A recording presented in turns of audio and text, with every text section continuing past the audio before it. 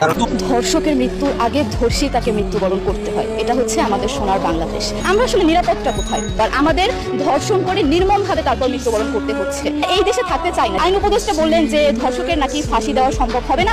আসসালামু আলাইকুম সময়ের দর্শক মণ্ডলী, অবশেষে ময়না হত্যাকাণ্ডের ঘটনা নিয়ে রাস্তায় নেমেছে শিক্ষার্থীরা, গর্জে উঠেছে তাদের প্রতিভা। প্রিয় দর্শক মণ্ডলী, হ্যাঁ ঠিকই দেখেছেন, এই বিষয়টি নিয়ে আসলে অনেক দুঃখজনক।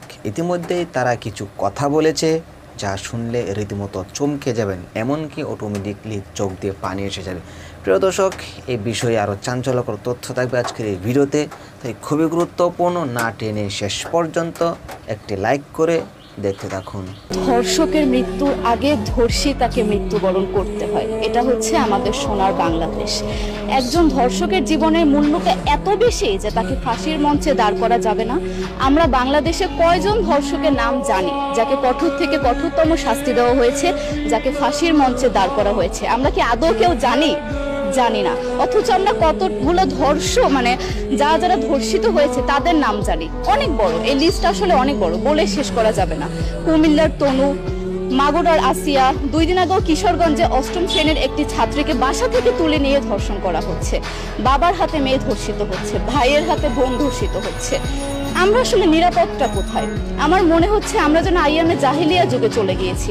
মাঝে মধ্যে মনে হয় এর থেকেও খারাপ সময় আছি আমরা, কারণ ওই যুগে মেয়েরা অ্যাটলিস্ট সম্মান নিয়ে মৃত্যুবরণ করতে পারত। জন্মের পরপর জ্যান্ত মাটিতে পুঁতে দেওয়া হতো, আর আমাদের ধর্ষণ করে নির্মমভাবে তারপর মৃত্যুবরণ করতে হচ্ছে।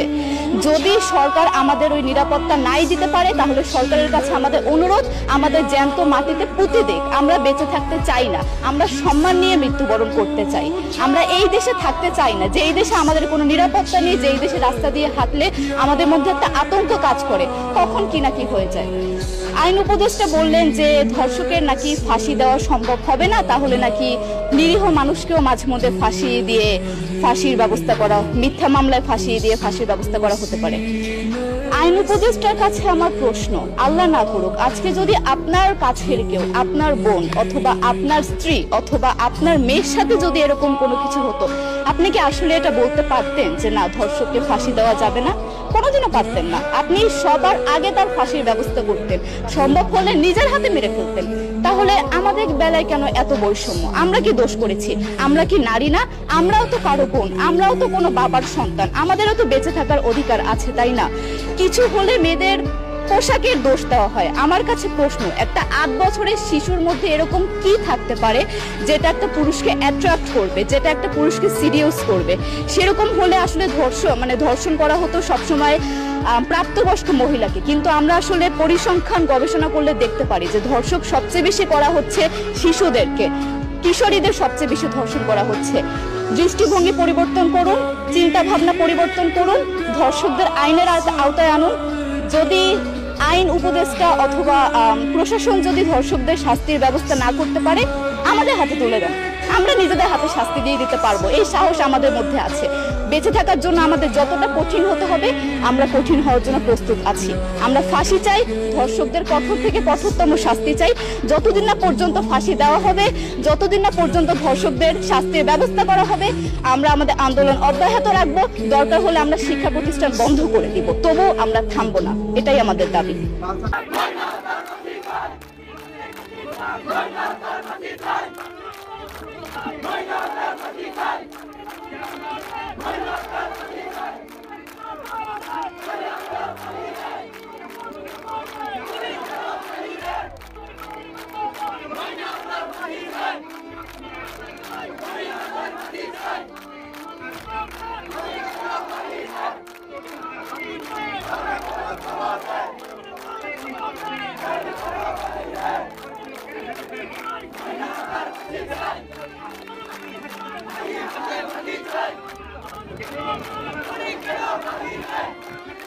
প্রিয় দর্শক, আশা করি সম্পূর্ণ ভিডিও দেখে আসলেন। ভিডিওতে যে বিষয়গুলো দেখলেন, শিক্ষার্থীরা যে কথাগুলো বলেছে, আসলে এই কথাগুলোর উপর আপনার কি মতামত থাকলে অবশ্যই আপনাদের মূল্যবান মতামতগুলো কমেন্টে জানাতে বলবেন না।